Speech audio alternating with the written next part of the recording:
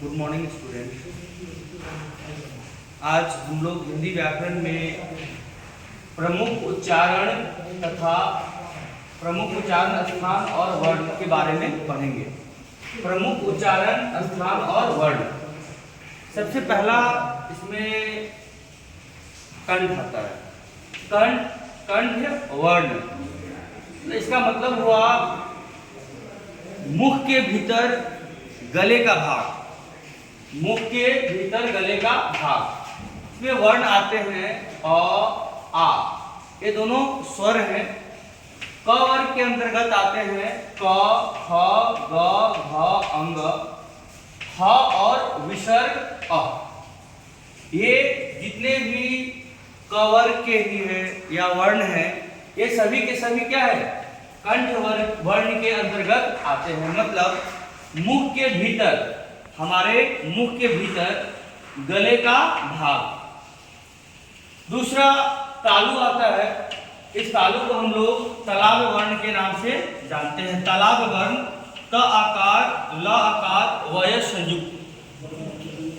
मुख के अंदर यानी मुख के भीतर की ऊपरी, मुख के भीतर के ऊपरी छत का पिछला वाला भाग, यानी इसी को हम लोग बोलते हैं तालु। मुख के अंदर तालु के हम लोग इसे नाम दिए हैं भीतर के ऊपरी छत वाला भाग। जैसा कि आप देख पा रहे हैं वर्ण ह्रस्वी और दीर्घी। ह्रस्व का मतलब होता है छोटा और दीर्घ का मतलब होता है बड़ा। च वर्ग में आते हैं च, छ, ज, झ, य और श। इसे हम लोग तालाब श के नाम से जानते हैं। तो तीसरे नंबर पे आते हैं मूर्धा, मूर्धन्य वर्ग। मूर्धन्य वर्ग किसे कहते हैं? मुख के भीतर की ऊपरी छत का अगला भाग। और वर्ण में आते हैं री, ट वर्ग, ट, ठ, ड, ढ और ण। इसे हम लोग ण कहते हैं। र और मूर्धन्य ष, इसे हम लोग तालाब ष कहते हैं और इसे मूर्धन्य ष। अब इसके बाद दंत यानी दंत वर्ण, ऊपर के दांतों के पीछे वाला भागों का स्पर्श, ऊपर के दांतों के पीछे पिछले वाले भागों का स्पर्श। मतलब अगर हमें जो भी चीजें बोलनी है, इसमें जो भी चीज त, थ, द, ध, न, इसमें दांत की सहायता लेनी पड़ती है इन वर्णों को बोलने के लिए। जैसे त वर्ग में त, थ, द, ध, न, मतलब जब हम लोग इसको उच्चारण करते हैं तो इसका प्रयोग दंत से होता है यानी दांत, जिसके अंतर्गत हम लोग देख पाएंगे कि त जैसे बोल रहे हैं तो हमारा जो जीभ है वो दांत से क्या हो रहा है, स्पर्श हो रहा है। त, थ, द, ध और न, ल और श भी आते हैं।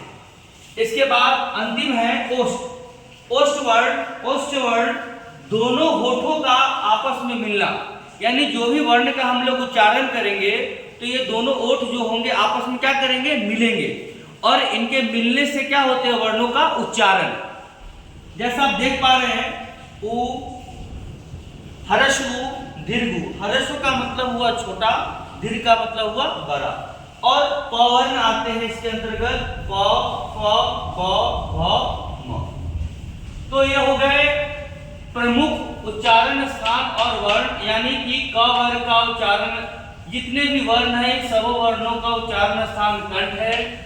और छोटी, बड़ी, च, छ, ज, झ, य और तालाब श, इसका उच्चारण स्थान तालु है। मूर्धा, जिसमें री, ट, ठ, ड, ढ, ण, र और मूर्धन्य ष का उच्चारण स्थान मूर्धा है।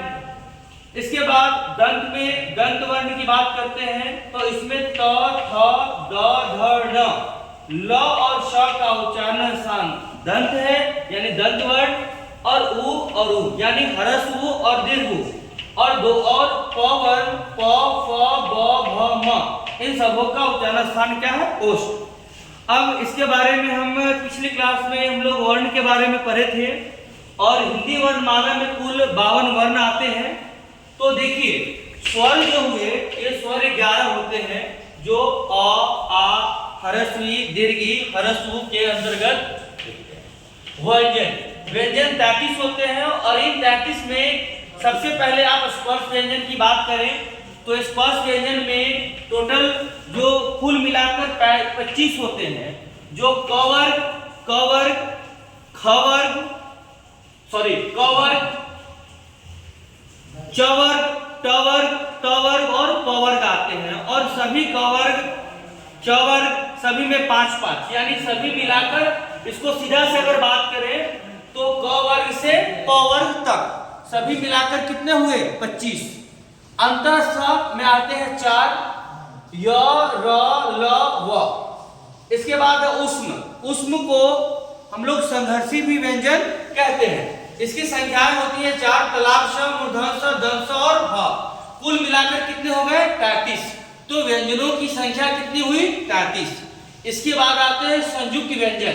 संयुक्त व्यंजन की संख्या भी कितनी होती है 4। अक्ष, त्र, ज्ञ, श्र। अब आते हैं द्विगुण। द्विगुण का दूसरा नाम है उत्कृष्ट व्यंजन, जिसे हम लोग र और ढ के नाम से जानते हैं। और अंतिम है अयोगवाह। अयोगवाह कितने होते हैं 2। अनुस्वार, अंग को क्या कहते हैं अनुस्वार, और अ को क्या कहते हैं विसर्ग। और फिर अगली क्लास फिर कल होगी। धन्यवाद।